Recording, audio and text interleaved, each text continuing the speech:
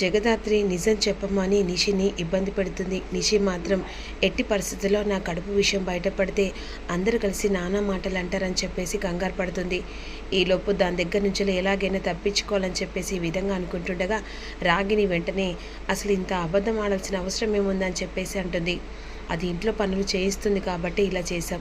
ఇంట్లో పనులు చేయిస్తుందని చెప్పేసి మీరు ఇలా చీపుగా కడుపు లేకుండా కడుపు ఉందని చెప్పేసి అంటారా? అది ఎంత పరువైన విషయం అయినా దాన్ని గురించి మీరు ఆలోచించాల్సిన అవసరం లేదు. దానికి ఎలా నేను బుద్ధి చెప్పాలో నాకు బాగా తెలుసు అనే విధంగా అన్న తర్వాత, నిజమా అమ్మ, నువ్వు ఎలాగైనా ఆ జగదాత్రికి చెప్పేస్తావా?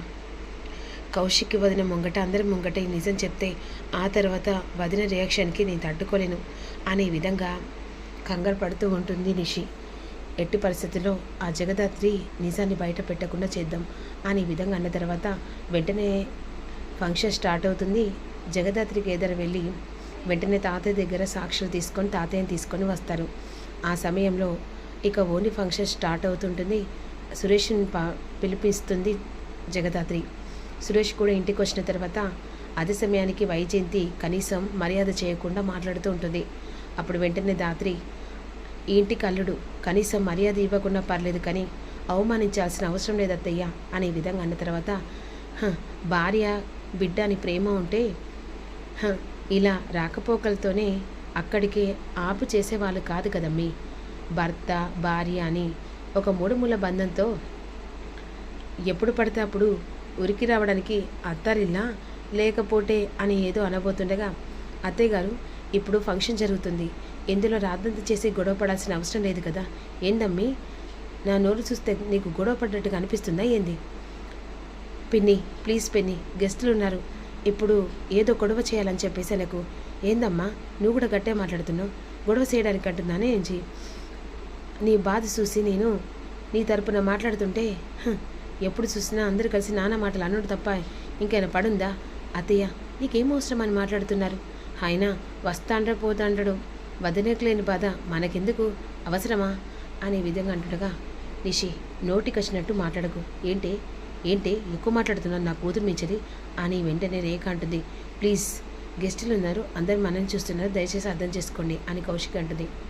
ఈలోపు ఓని ఫంక్షన్ స్టార్ట్ అవుతుంటుంది.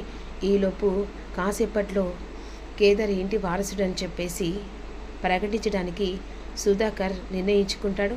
అదే సమయానికి ఎలాగైనా సరే ఏ విషయం చెప్పకుండా అడ్డుకోవాలని చెప్పేసి యువరాజ్ పక్కగా ప్లాన్ చేస్తాడు. అదే సమయానికి వైజయంతి యువరాజ్ దగ్గరికి వెళ్ళి, ఎలా అబ్బుడా, ఇప్పుడు మీ నాయన కనుక ఆ కేదార్ గడ ఇంటి వారసుడని ప్రకటిస్తే ఆ తర్వాత జరగబోయేది ఏందో అర్థం కావట్లేదురా అని విధంగా అంటుండగా, అదే సమయానికి ఎలాగైనా సరే ఈ ప్రకటించే ముందుకే ఏదో ఒకటి చేయాలని చెప్పేసి అక్కడ ఫ్రిష్ బాల్ ఉంటుంది.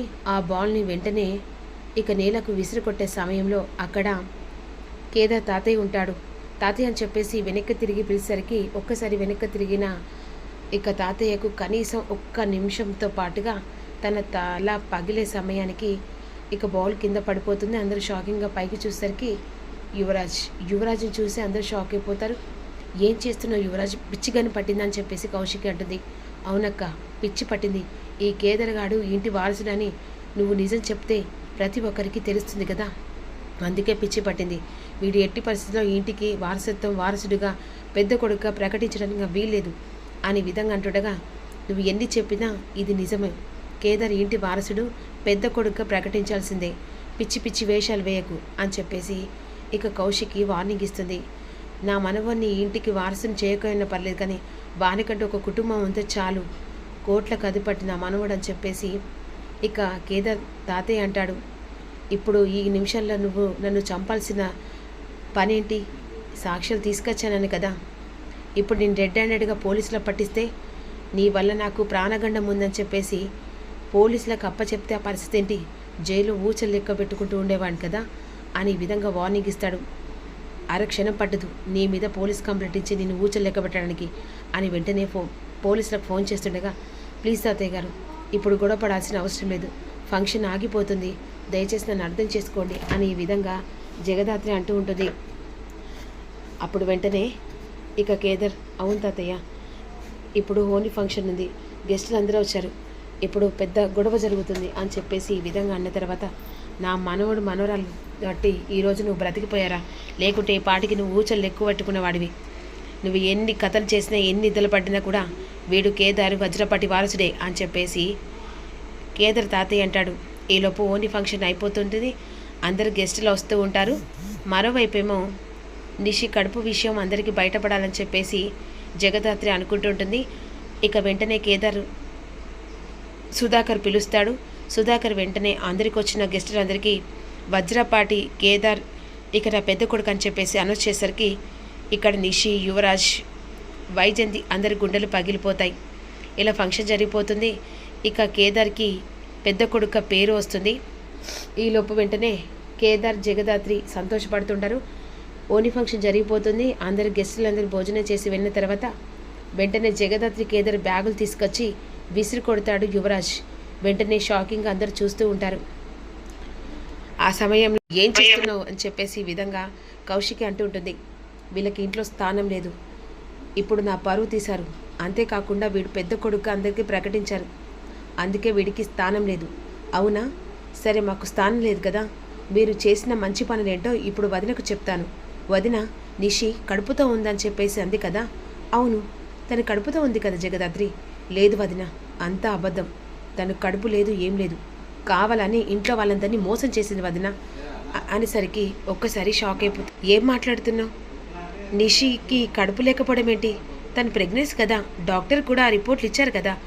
లేదు, పొరపాటుగా అర్థం చేసుకున్నాం వదిన, అసలు నిషికి కడుపు లేదు, ఏం లేదు. కావాలంటే అత్తయ్యని అడగండి, ఇక మా పిన్నిని అడగండి. ఏంటి ఏంటి పిన్ని? జగదాత్రి అంటుంది, నాకేం అర్థం కావట్లేదు. నిషి కడుపుతో ఉంది కదా. చెప్పండి పిన్ని, అసలు ఏం మాట్లాడుతుంది? ఏంటి ఇప్పుడు నేను ఇంట్లో నుంచి బయటికి పంపిస్తున్నా అని చెప్పేసి లేనిపోని నిందలు వేస్తున్నా నా భార్య మీద అనే విధంగా యువరాజ్ అంటూ ఉంటాడు. నేను నిందలు వేస్తున్నాను కదా, నా భర్తకు ఒక పేరు వచ్చింది, అది నాకు చాలు. నేను ఎక్కడున్నా హ్యాపీగా వజ్రపాటి ఇంటి వారసుడని అందరికీ తెలిసిపోతుంది కదా. కానీ ఈరోజు దాచిన ఆ కడుపు విషయం రేపటికల్లా బయటపడాల్సిందే కదా. మీరు నేరుగా ఉన్న నిషిని అడగండి. నిషి, ఎవరి మాటలు కాదు, నిజం చెప్పు అని చెప్పేసి ఈ విధంగా ఇక కౌశికి నిలదీస్తుంటుంది.